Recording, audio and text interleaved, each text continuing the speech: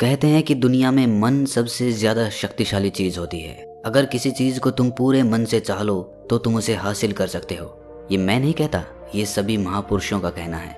लेकिन अगर ये सत्य है, ये सच है, तो जो हम अपने मन से चाहते हैं वो हमें हासिल क्यों नहीं होता है? भाई, कोई भी इंसान अपने मन में दुख तो नहीं चाहेगा, लेकिन वो रहता तो दुखी है। हर इंसान अपने मन से तो कामयाब होना चाहता है, खूब पैसा कमाना चाहता है, लेकिन फिर भी वो कामयाब नहीं होता। भला ऐसा दुनिया में कौन इंसान होगा जो अपने मन में ये चाहेगा कि मैं नाकामयाब रहूं या मैं पैसा ना कमाऊं? सोचने की बात है। तो इसमें दो चीजें निकल के सामने आती हैं। या तो वो महापुरुष गलत थे जिन्होंने ये बात बोली कि मन से चाही हुई चीज हासिल हो जाती है, या फिर हम गलत हैं। आज की कहानी जो मैं आपको सुनाने वाला हूँ उसमें आपको एक ऐसा मंत्र मिलेगा। उसे समझने के बाद आपको एक ऐसा मंत्र पता चलेगा जिससे आप ये समझ पाएंगे कि अपने मन से कोई भी चीज कैसे करवाई जाती है, मन में किसी भी बात का बीज कैसे बोया जाता है। ये इस कहानी से आपको अच्छी तरह से समझ में आ जाएगा, और इससे आप ये भी समझ पाएंगे कि आकर्षण का नियम, लॉ ऑफ अट्रैक्शन, कैसे काम करता है। कहानी छोटी सी है लेकिन बहुत ही गहरी है। इससे पहले कि आप इस कहानी में खो जाएं, इस चैनल को सब्सक्राइब जरूर कर लें। तो चलिए ये कहानी शुरू करते हैं। एक बार की बात है, एक आदमी के जीवन में सिर्फ दुख ही दुख थे। वो जो भी काम करता उस बेचारे का वो काम पूरा ही नहीं होता। घर में आता तो घर में कलेश बना रहता, किसी से कोई मदद मांगता तो कोई उसकी मदद नहीं करता। ऐसा लगता था कि चारों ओर से दुखों का पहाड़ उसी पर टूट पड़ा है। उसे समझ नहीं आ रहा था कि मैं इन दुखों से पार कैसे पाऊं। वो दिन रात यही सोचता रहता कि अपने दुखों से छुटकारा कैसे पाना है। इसी कारण से वो रात में सो भी नहीं पाता था। उसकी आंखों के नीचे बड़े बड़े काले घेरे बन गए थे, जो इस बात का प्रतीक थे कि वो आदमी कितना दुखी है और कितना चिंतित है। कभी कभी तो उसके मन में आत्महत्या करने के भी ख्याल आते थे, लेकिन अपने परिवार की चिंता करके वो ये कदम नहीं उठा पाता था। वो इतना दुखी हो गया कि उसने निर्णय किया कि वो इन दुखों से छुटकारा पाके रहेगा। इसके लिए चाहे उसे कितनी भी मेहनत करनी पड़े, कुछ भी करना पड़े, चाहे अंगारों पे चलना पड़े, लेकिन इन दुखों से छुटकारा हासिल करके रहेगा। ऐसे ही एक दिन उसने अपने मित्र से पूछा कि मैं अपने जीवन को कैसे सुधारूं। उसके मित्र ने उसे बताया कि तुम किसी बाबा के पास जाओ। बाबाओं के पास ऐसा मंत्र होता है जिससे सारे दुख मिट जाते हैं, जीवन खुशियों से भर जाता है और धन संपदा भी हासिल हो जाती है।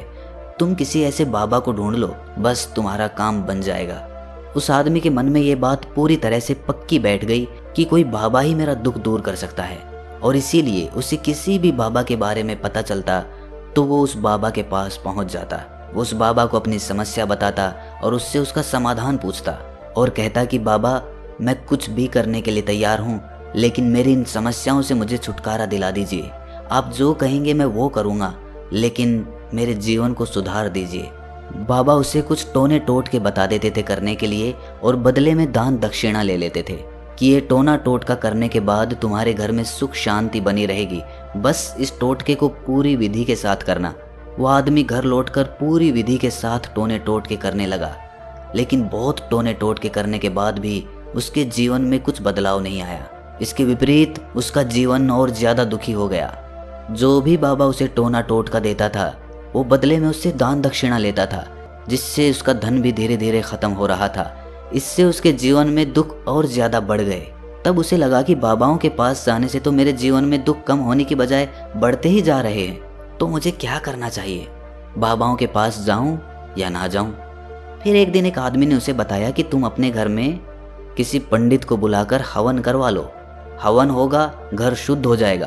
कोई भी बुरी ऊर्जा होगी घर में तो वो घर से बाहर चली जाएगी। किसी पंडित को बुलाकर पूरे विधि विधानों से मंत्रोच्चारण कराओ और हवन कराओ, जिससे घर में सुख शांति आए। उस आदमी के मन में ये बात बैठ गई और उसने एक पंडित को अपने घर पर बुलाकर हवन करवा दिया। हवन अच्छी तरह से संपन्न हुआ।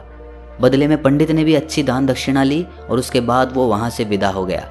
लेकिन कुछ दिनों के बाद उस आदमी को महसूस हुआ कि उसके जीवन में अब भी कोई बदलाव नहीं आया है। अब वो आदमी पूरी तरह से दुखी हो गया और ज्यादा परेशान हो गया। अब तो उसे लगने लगा था कि मेरे जीवन में से दुख कभी खत्म ही नहीं होंगे, और यही सोच सोच कर उस आदमी का बुरा हाल हो गया था। फिर एक दिन उसे अपने मित्र से एक ऐसे बाबा के बारे में पता चला जो समाधान बताने के लिए कोई दान दक्षिणा नहीं लेता था। उस आदमी को लगा कि ये बाबा दूसरे बाबाओं की तरह नहीं हो सकता, क्योंकि ये दान दक्षिणा तो लेता ही नहीं, और अगर दान दक्षिणा नहीं लेता तो ये सच में कोई सिद्ध बाबा होगा। और यही सोचकर वो उस बाबा के पास पहुंच जाता है। जब वो आदमी वहां पर पहुंचता है तो वो बाबा ध्यान में बैठे हुए थे। ये देखकर वो आदमी वहीं पर चुपचाप बैठकर ध्यान से बाहर आने का उनका इंतजार करने लगा।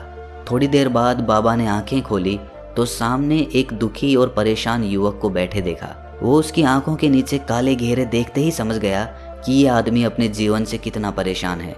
उसे संबोधित करते हुए बाबा ने पूछा कि बच्चा, क्या चाहते हो?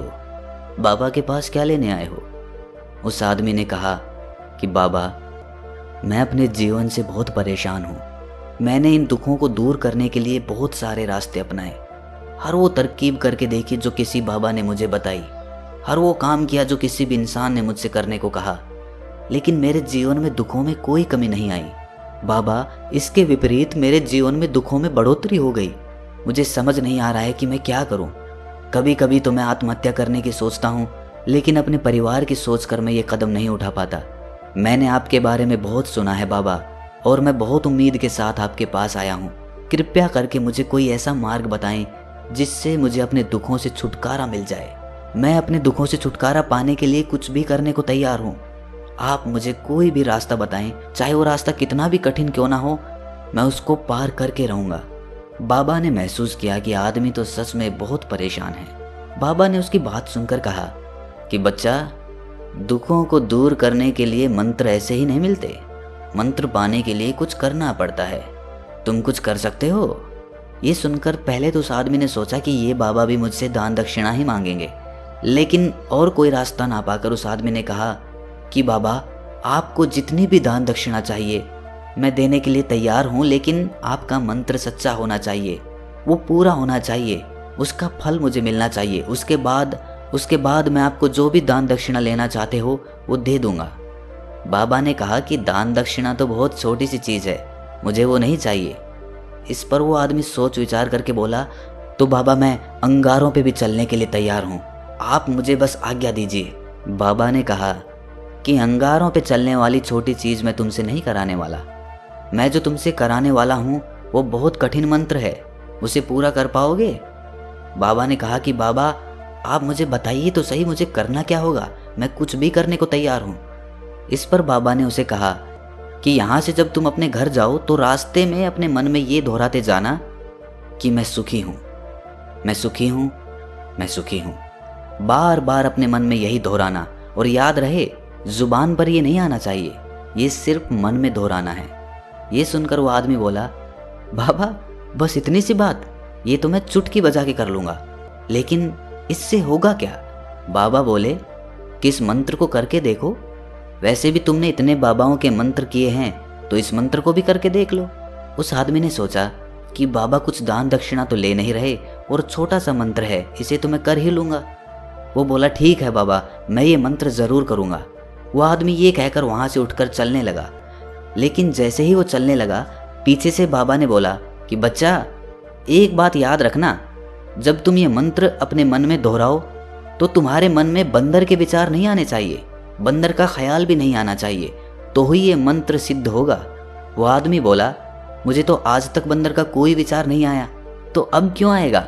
आप चिंता मत करिए बाबा, मैं बस मन में यही दोहराऊंगा कि मैं सुखी हूँ, मैं सुखी हूँ, इसके अलावा बंदर का कोई विचार मेरे मन में नहीं आएगा। ये कहकर वो आदमी वहाँ से चल दिया। वो अपने मन में मैं सुखी हूँ, मैं सुखी हूँ ये दोहराता हुआ थोड़ी दूर ही चला था कि उसके मन में अचानक बंदर का ख्याल आ गया। बंदर का ख्याल एक बार आया और चला भी गया, लेकिन उस आदमी ने सोचा कि आज तक तो मुझे बंदर का कोई विचार नहीं आया, ये आज बंदर का विचार क्यों आ गया? और ऐसे करके उसने उस बंदर के विचार को पकड़ लिया। वो ये भूल गया कि मुझे क्या मंत्र दोहराना है, और वो बंदर के बारे में सोचने लगा। जब थोड़ी देर बाद उसे फिर से होश आया तो वो फिर से अपना वही मंत्र दोहराने लगा जो बाबा ने उसे बताया था, मैं सुखी हूँ, मैं सुखी हूँ। लेकिन अचानक से उसे सामने एक बंदर दिखाई दिया, और ये देखकर उसके मन में फिर से बंदर का विचार उठ गया, और वो अपने अंदर से इस विचार को बाहर फेंकना चाहता था। वो चाहता था कि मेरे अंदर किसी भी तरह बंदर का विचार ना आए, लेकिन उसे तो सामने बंदर ही दिखाई दे गया।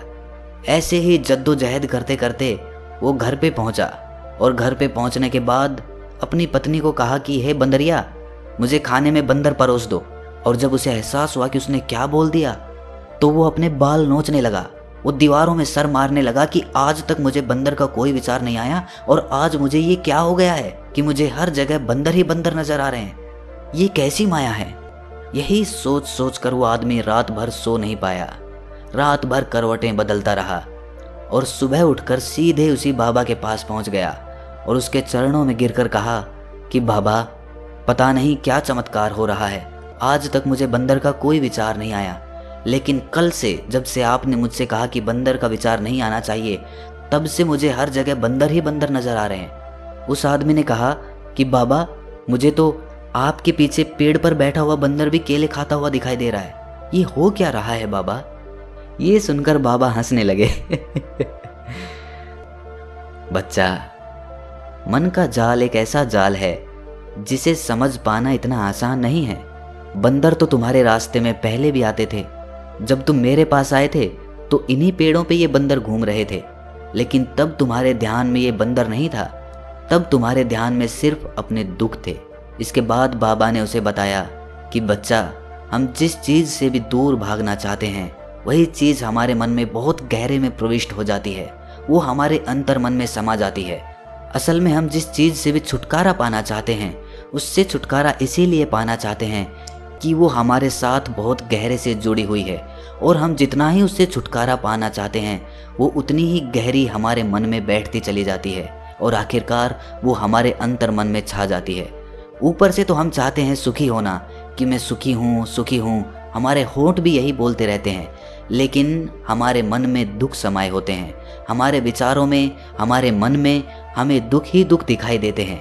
इसीलिए अपनी ज़ुबान से बार बार ये बोलने से कि मैं सुखी हूँ मैं सुखी हूँ, हम सुखी नहीं होंगे जब तक ये मंत्र हमारे अंतर मन में प्रविष्ट नहीं होगा। इस पर उस आदमी ने पूछा कि बाबा, लेकिन ये मंत्र हमारे अंतर मन में प्रविष्ट कैसे होगा? ये सुनकर बाबा ने कहा कि बच्चा, अपने दुखों से लड़ना बंद कर दो। जब तक तुम अपने दुखों को दूर करने की सोचते रहोगे, तब तक वो दुख तुमसे चिपके रहेंगे। तब तक वो दुख तुम्हारे अंतर मन पर अपना राज जमाए बैठे रहेंगे। और जिस दिन तुम उन दुखों के बारे में सोचना ही छोड़ दोगे, उन दुखों से छुटकारा ही नहीं पाना चाहोगे, उसी दिन से तुम्हारी जिंदगी से दुख गायब हो जाएंगे। क्योंकि किसी भी चीज़ से छुटकारा पाने के लिए हमें उस चीज़ के बारे में सोचना पड़ता है, और हम जितना ही उस चीज़ के बारे में सोचते हैं, वो उतनी ही गहरी हमारे मन में प्रविष्ट होती चली जाती है। हम अधिकतर समय दुखों के बारे में ही सोचते हैं। हम यही सोचते हैं कि हमारे जीवन में दुख है और हमें इससे छुटकारा पाना है। इसी वजह से बार बार सोचने से वो दुख हमारे अंतर मन में प्रविष्ट हो जाते हैं और हमें एहसास भी नहीं होता। इसीलिए अगर तुम दुखों से छुटकारा पाना चाहते हो, तो दुखों से छुटकारा पाने के बारे में सोचना छोड़ दो, तुम्हें दुखों से छुटकारा मिल जाएगा। अक्सर आदमी धूम्रपान छोड़ना चाहता है, शराब छोड़ना चाहता है, सुबह अपने आप से ये वादा करता है कि मैं कोई भी गलत काम नहीं करूंगा, लेकिन शाम को जब लौटता है तो नशे में चूर होकर लौटता है। ऐसा क्यों होता है कि जो हम सोच रहे हैं वो पूरा कर ही नहीं पा रहे हैं? असल में हम उस चीज़ को बहुत ज़्यादा तवज्जो दे रहे हैं, उस चीज़ को बहुत ज़्यादा अहमियत दे रहे हैं। जब भी हम उस चीज़ को छोड़ने के बारे में सोचते हैं, तो हम उसकी इम्पोर्टेंस यानी कि विशेषता और ज़्यादा बढ़ा देते हैं। हमारा मन उस चीज़ के बारे में जितना ज़्यादा सोचेगा, शराब या धूम्रपान छोड़ने के बारे में जितना ज़्यादा सोचेगा, हमारा मन उतना ही उस चीज़ के पीछे ज़्यादा भागेगा। हमें उस चीज़ से लड़ना नहीं है, बल्कि बिना सोचे गुजर जाना है। और अगर इस मंत्र को हम समझ लेते हैं, तो हम अपने जीवन में जो भी पाना चाहते हैं उसे अपने अंतर मन में डाल सकते हैं। और एक बार वो लक्ष्य हमारे अंतर मन में बैठ जाता है, तो फिर सफलता पाने में कोई समस्या नहीं आती, कोई दिक्कत नहीं आती। तो दोस्तों, कैसी लगी आपको ये कहानी कमेंट सेक्शन में ज़रूर बताएं, और अच्छी लगी तो इस चैनल को सब्सक्राइब करना ना भूलें। तो मिलते हैं अगली कहानी में, तब तक के लिए अपना ख्याल रखें।